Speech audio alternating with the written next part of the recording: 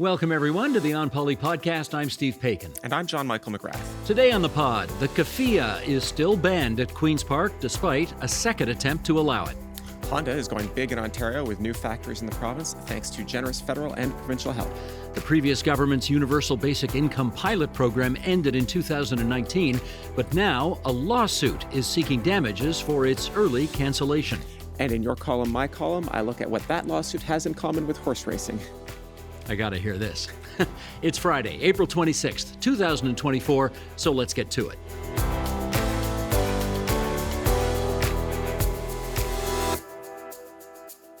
Okay, JMM, normally we talk a little bit about our wardrobe off the top, and I still want to stay with the wardrobe theme, but not our wardrobe. No, we have a little bit of news. The onpoli family got a little bit bigger this week. Our intrepid producer, Matthew O'Mara, is a new father. And so instead of talking about our clothes, we have this delightful onesie. Show it to your camera. Oh, sorry. There we go. Look at that. Good things grow in Ontario, and we are very, very happy for Matthew and his family. He's going to be off for a little bit, and we will try not to burn the place down with our incompetence without his supervision. In his absence, yes, indeed. Good things grow in Ontario is, of course, that's the slogan of the... Is that Ontario Foodland? You know, it's the agricultural sector. There's a jingle through Good things grow in Ontario. There we go. There we go. Okay, stop me before I sing again. On to issue one. The Keffiyeh. Is it merely a cultural item with centuries of roots in the Arab world, or does it make a more political statement and is therefore worthy of banning at the Ontario legislature? Well, at the moment, it's definitely the latter, as a second attempt to unban the Keffiyeh failed to achieve the unanimous support required at Queen's Park earlier this week. Let's take a look at what transpired. Of course, a decision that was made by the Speaker. At the same time, Mr. Speaker, I'll continue on. We have amongst us the most diverse caucus in the history of this province. This House stands in recess for 15 minutes. Okay, that's some of the action at Queen's Park this past week. I suspect for those people who are coming late to this issue, they are wondering, what is this all about anyway? So can we go back to when this first hit the headlines and maybe give us some of the background here? Right. So we talked about this a bit last week. Speaker of the House, Ted Arnott, has banned the Keffiyeh from being worn at Queen's Park. Neither MPPs nor private citizens visiting the legislature or political staff are allowed to wear the Keffiyeh on the grounds that it constitutes a political message in the context of current events in the Middle East. There's a long-standing rule at Queen's Park and in other parliaments and legislatures that you're not allowed to bring props or wear clothing that express a political message. You can't, for instance, wear a shirt with a slogan on it, whether you're an MPP or a guest. The ban, when it was realized, it kind of seems to have snuck up on some of the party leaders, but when it became public knowledge, all four leaders of the main political parties at Queen's Park all announced their opposition to the ban. That includes both the Premier and NDP leader Marit Stiles. Not that many issues that they agree on wholeheartedly. Mm-hmm. It is possible to modify this kind of a rule at Queen's Park, and the official opposition leader, Marit Stiles, did try to do so last week with a unanimous consent motion.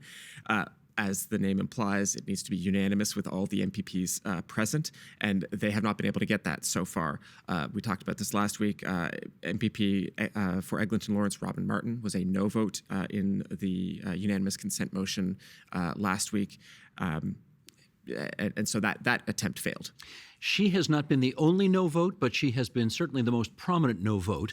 She did send out a statement earlier this week explaining her position on the ban because she is getting some pressure to sort of fall into line and vote as the majority of the members in the House would want. But here's what she said earlier this week.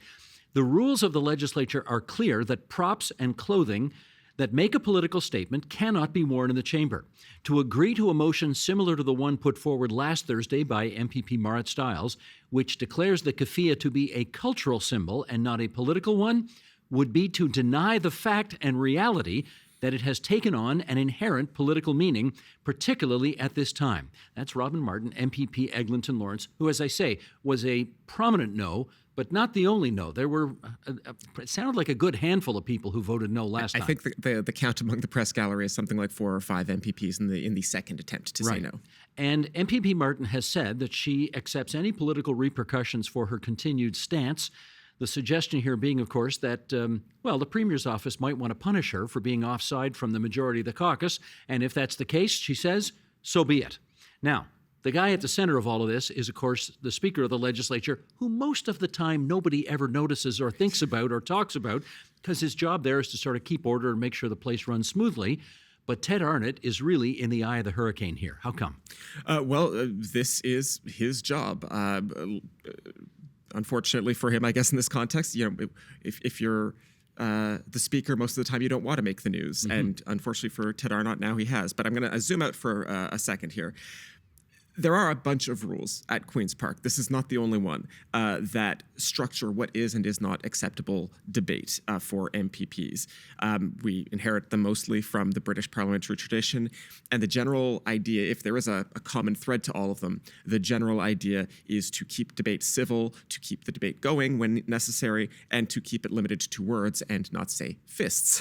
There are real historical reasons for these rules, and folks with a more international bent can look up legislatures in other countries where brawling is still a semi-regular occurrence. It makes for some interesting YouTube viewing, but if you're worried about a search history at work, maybe don't.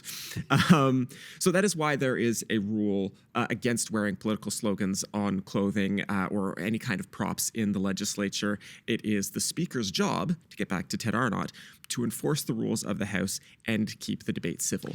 Having said that, and let's put this on the record again, I know we've said this before, but it bears repeating, honorable people can disagree on this subject. There are defensible arguments on both sides. For example, there's certainly a view that no one seems to have a problem if MPPs show up, for example, wanting to wear flags for Ukraine or ribbons in the colors of, blue and yellow for the Ukrainian people. Apparently, that is not a problem. People do that, and it's fine. They're in the middle of a war over there, so there's certainly an aspect to a political statement about that, but that one goes through. Apparently the Keffiyeh, however, that's a bridge too far at the moment, and some would suggest that that is effectively discriminating against Muslims or Arabs. I don't know. What do you think? Fair criticism? I think it is a fair criticism. This is a judgment call intrinsically, and the Speaker, Ted Arnott, again, honorable people can agree or disagree, and I think Ted Arnott might have gotten this call wrong, but I do want to emphasize the critical point here that, you and I have been around long enough. There is a history of speakers sometimes turning a blind eye to things that they don't really want to have to weigh in on. Mm-hmm. This was not possible for Ted Arnott in this case because an MPP brought it to his attention. And the ability of a speaker to see or not see, or to weigh in on an issue or not weigh in on an issue, it becomes impossible for him to ignore it. However, keep going. Well, we do know that Sarah Jama, the independent MPP for Hamilton Centre, was wearing a keffiyeh in the legislature on Tuesday, and pictures made it onto Twitter. And Arnott was asked, "Hey, what is going on with this rule if Sarah Jama can be in the House wearing the keffiyeh?" And he said, "I actually didn't see it." And for our audience. That's not implausible because the independents in the chamber sit at the farthest possible end from where the speaker sits. And it's, I've been in that chamber from the reporters' rooms. It is actually possible to miss things like that. There's no question. There are blind spots in the House. And, even though the speaker sits a few steps up and has a pretty good view of the entire seating array of 123 other MPPs, because he's one of them, I guess the reality is, if you're sitting at the far end in the back row, it's possible to miss it. Yeah, I think so. And that seems to have happened this week. And we will see how this continues to evolve. I don't know at the moment if the New Democrats are going to try and go for a third attempt to try and reverse the ban. There seems to be no real push from the Premier's office. I mean, you mentioned Robin Martin being willing to accept any kind of political punishment. There doesn't seem to be any appetite in the Premier's office to try and punish either Martin or the other, let's call them dissident MPPs. Mm-hmm. Now, there is another angle on this story, and that is that there's a by-election, of course, coming up. Two of them coming up on May the 2nd, one of them in Milton. And the reason we're looking at Milton is because I think according to the last StatsCan census, a quarter of the residents in Milton are Muslim, and they might have a particular interest in this issue. The Liberal candidate in that race has posted and then taken down a video saying that if you care about Gaza, you got to vote for him because he's your voice on that issue. I can't swear that this is the case, but I suspect this is the first time that events in the Middle East may play a factor in the outcome of a by-election in the province of Ontario.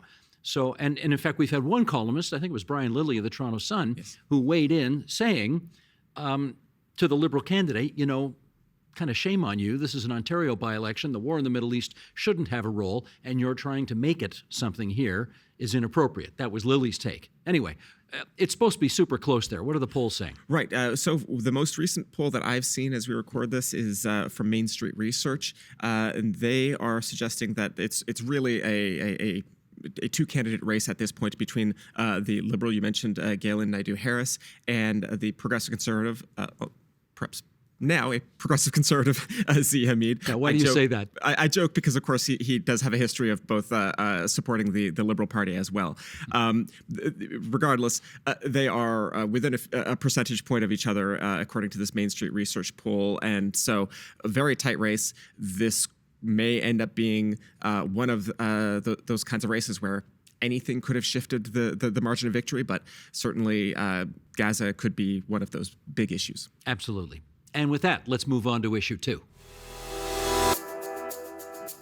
Well, the big news in the electric vehicle sector continues in Ontario as Honda has announced it's going to build a massive new auto assembly plant in Alliston, about an hour north of Toronto. JMM, what do we know?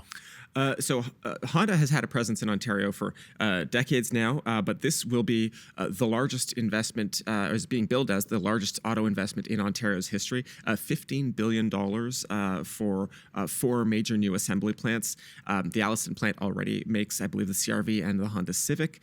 These are some of the company's best-selling vehicles. You wouldn't know because you don't have a car. No. But there was some concern among the workers there that there was not a production commitment after, I believe, the end of this year. And obviously today's news, very good news for the workers who are wondering about their future.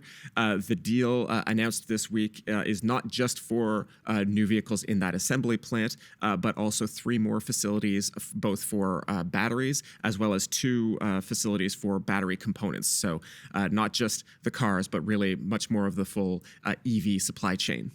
So we're talking about the Alliston plant that will manufacture 240,000 EVs per year.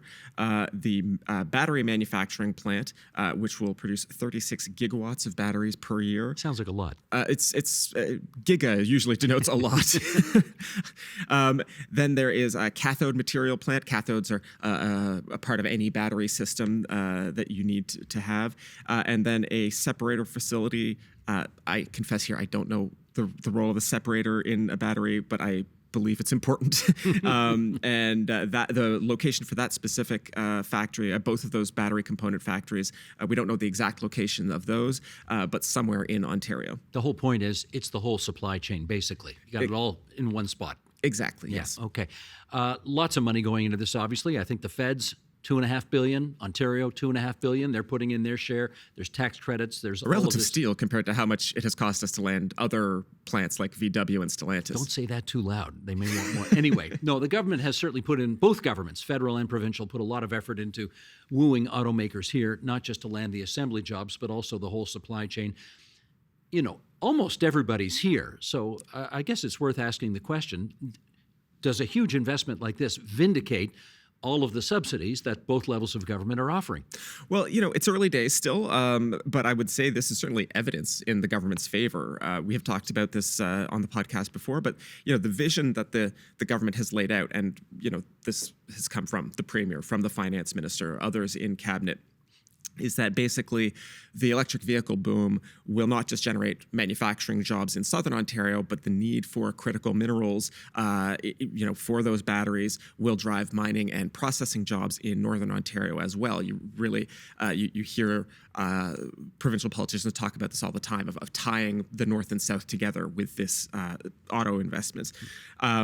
And this, of course, is just mentioned. This is not the only auto investment we've seen in the last few years. We have VW and Stellantis, but it's also, we've seen reports of, mining companies exploring new mineral plays in the north, and even some very long idled, processing facilities like cobalt have attracted interest for reopening those. So there seems to be something happening.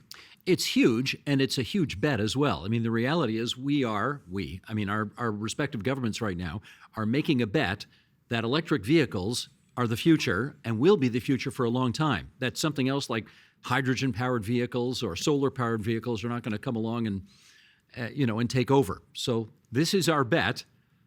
Let's hope it comes off. Well, and it's important that you say that because, not all automakers have embraced battery electric vehicles at the same rate. Tesla obviously has only ever been an EV maker. Ford and GM have some notable EV models. Honda and Toyota are this interesting case. They have gotten relatively late into the EV game. Toyota, particularly, they had a longtime CEO who was actually very hostile to the idea of EVs. Toyota was much more bullish about hydrogen, that you mentioned. Honda, in particular, does seem to have pivoted in the last year. Their CEO told Bloomberg again last year that the company is trying to make up lost ground. So from an Ontario perspective, it's very interesting to me that part of their EV catch-up plan, if you want to call it that, seems to focus on building a really major operation here in Ontario. Mm-hmm. Do we know why they made this pivot?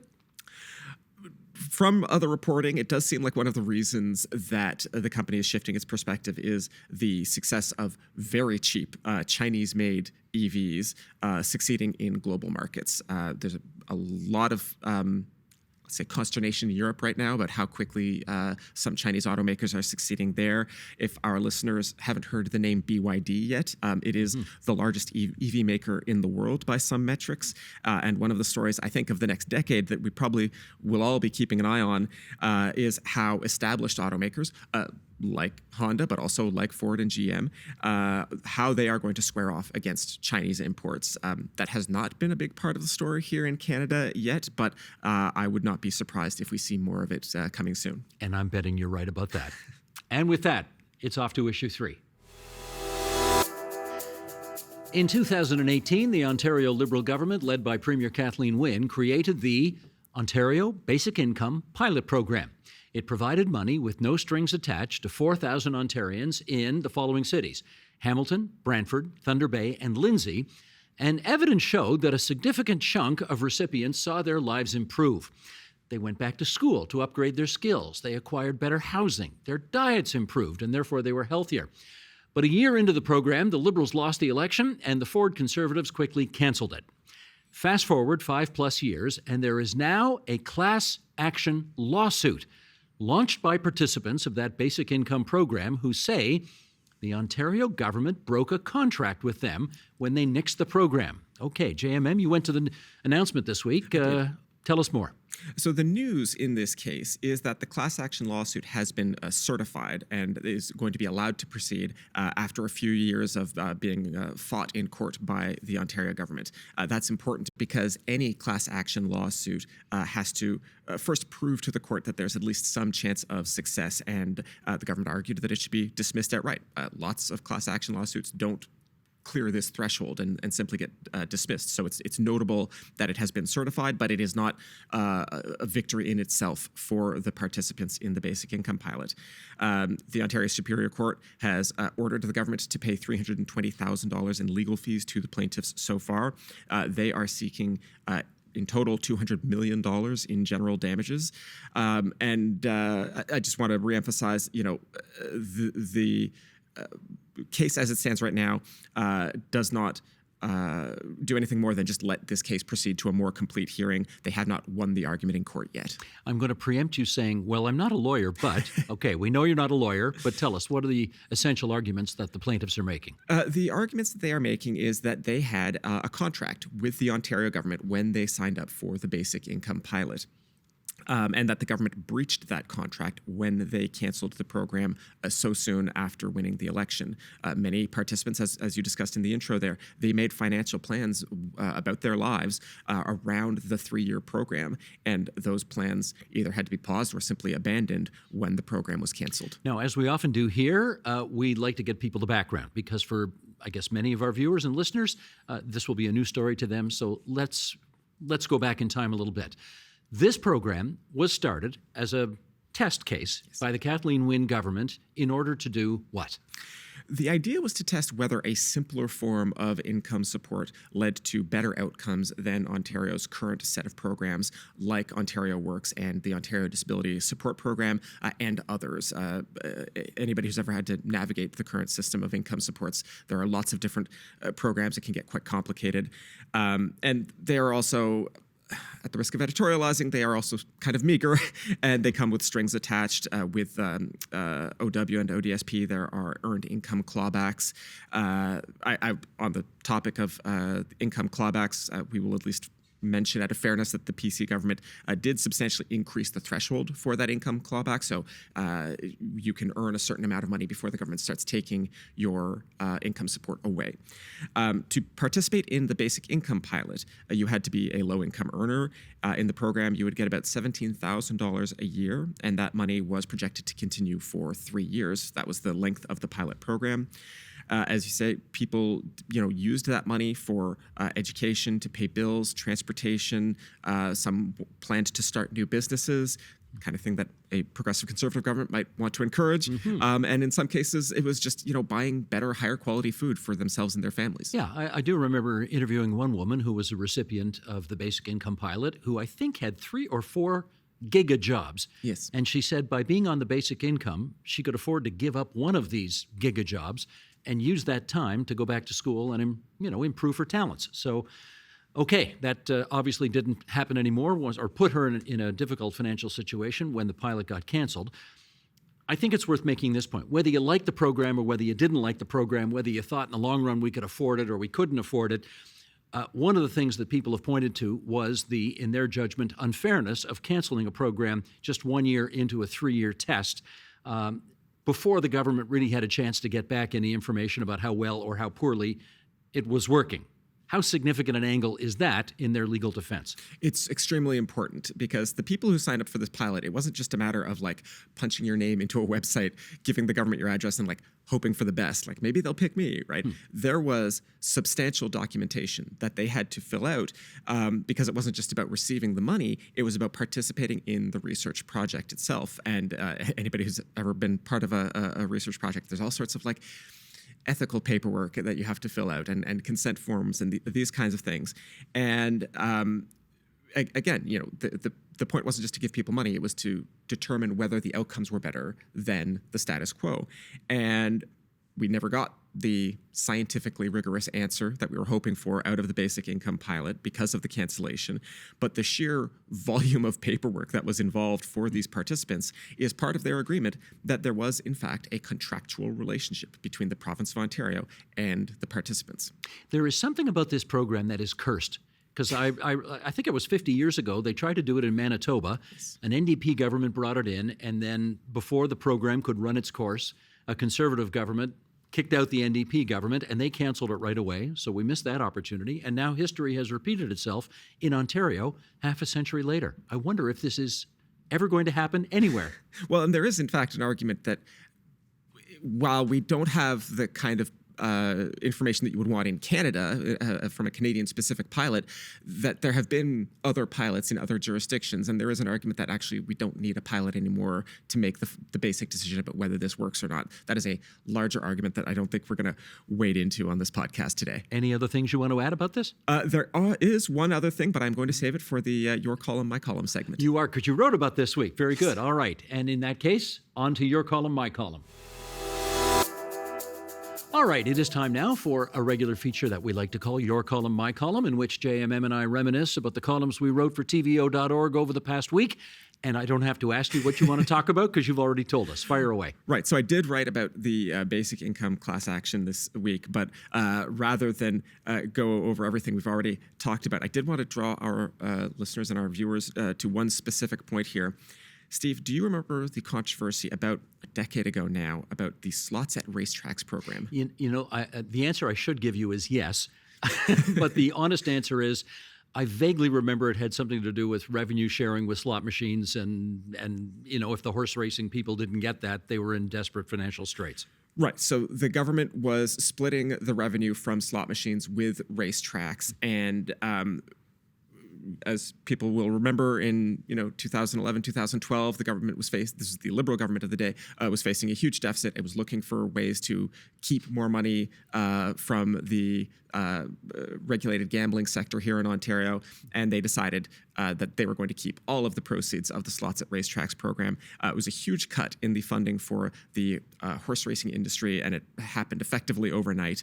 Hugely controversial all over Ontario, communities where racetracks were a major employer. Like with the basic income pilot, it led to a lawsuit, not from the racetrack operators themselves, who had an agreement with Ontario Lottery and Gaming, but from the people who owned and bred racehorses. It takes years to breed and raise a racehorse, right? They argued that they had made huge investments in their horses based on the expectation that revenue sharing program would continue, and that when the government canceled it, there was effectively a breach of contract. Now, the horse breeders won their lawsuit in 2020. And we are going to remind listeners once again that I am not a lawyer. But I did speak to the lawyer who's representing these participants in the basic income pilot. And I had to ask him, is this a relevant precedent? And he did not call me stupid. Can I offer an opinion here? Yes. It's always a beautiful thing when a source says you're not being stupid. Yes, truly, it does make you think that you've actually learned something. So the lawyer, Stephen Morrow, said it is actually an important case for them because, if anything, the pilot participants actually have a much clearer contractual relationship. There is actually paperwork between them and the government of Ontario, and that's something that the horse breeders didn't actually have in practice. Now, this is going to continue to play out in court over probably the next year at least, maybe several years, but I do want our listeners to remember this little bit of trivia. If this class action suit gets decided because of a precedent involving horse racing, you heard it on this podcast first. Excellent. Well done, JMM. That's terrific. And what about yourself, Steve? Well, okay. I am actually working on a somewhat more complicated column right now, which is going to take at least a couple of weeks to write. So I did not have a column last week. And under normal circumstances, I would give you a bit of a tip on what I'm working on right now.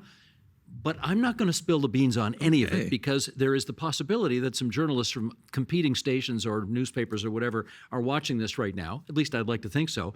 And I don't want them to steal this very neat idea. So suffice to say, mum's the word for now, but stay tuned. I am waiting in anticipation. In the meantime, let's go to the mailbag. All right. If you've got a burning question or insightful comment, we always love to hear them. Send it along to onpolitics@tvo.org. And JMM, since we're running a little long, how about one letter this week? Sure. This week we have a question from listener Theodoros Sanidis in Toronto, specifically on the Danforth, who writes, "Hello, JMM and Steve. Love the new video format. I've always cherished memories of riding the Scarborough RT. Ah, yes.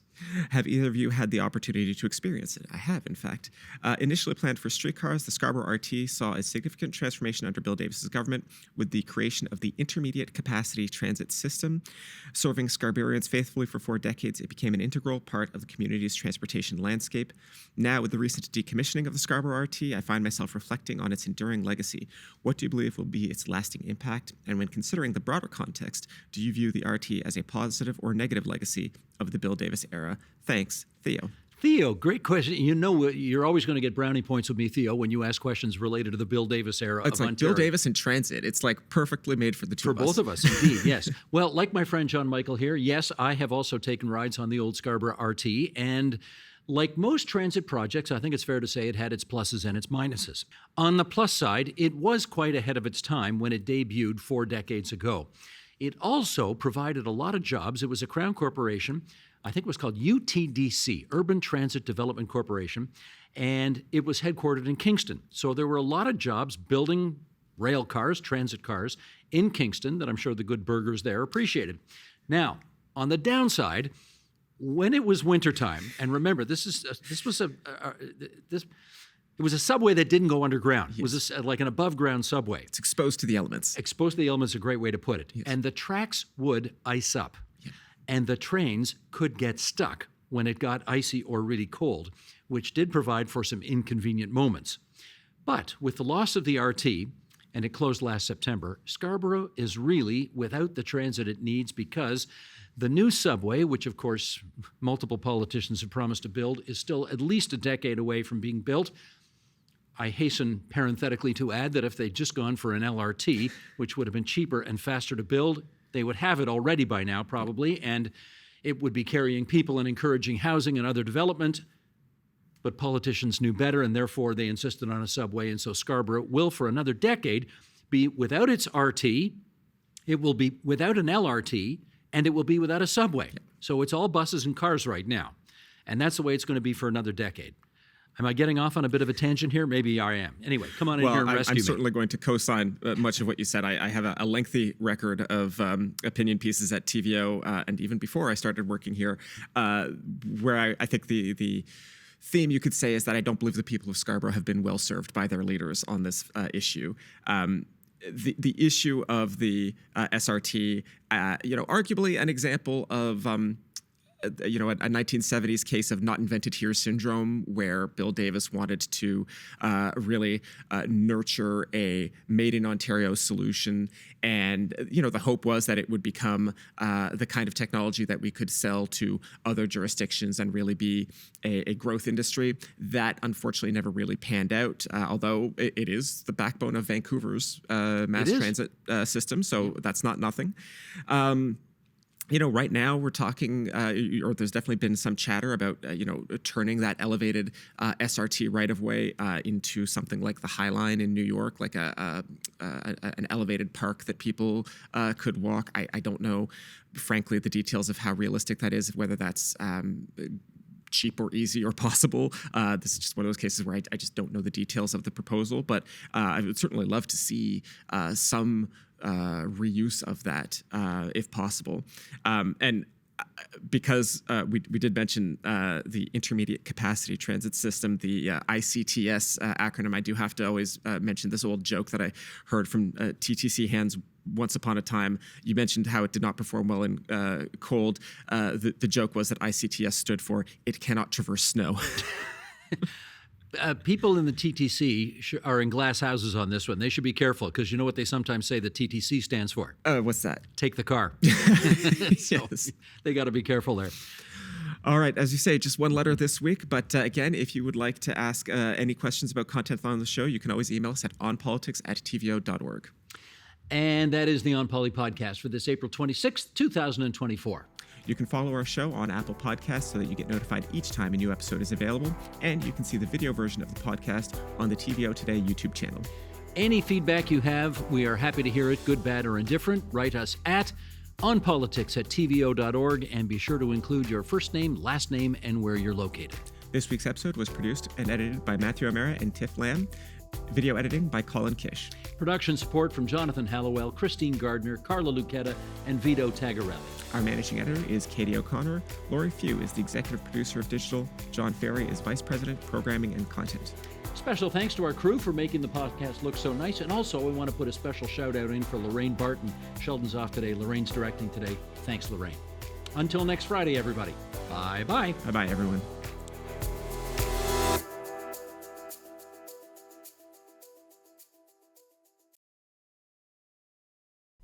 The Agenda with Steve Paikin is made possible through generous philanthropic contributions from viewers like you.